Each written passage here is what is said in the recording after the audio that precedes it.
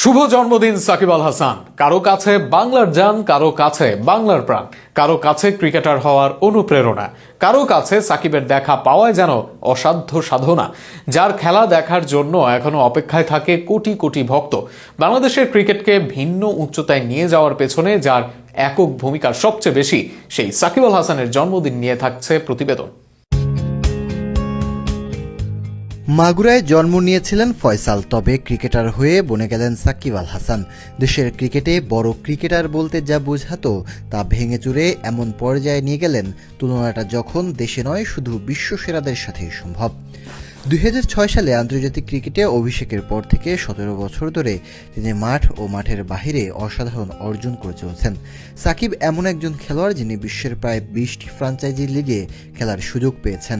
IPL, Big Bash, CPL, PSL, BPL বা LPL যে কোনো বড় টুর্নামেন্টে সাকিবের পদচারণা ক্রিকেট প্রেমীদের মন জয় করেছে।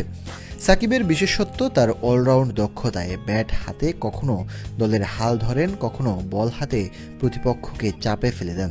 2019 বিশ্বকাপে বাংলাদেশের সেরা পারফরমেন্সের পেছনে তার অবদান অমূল্য।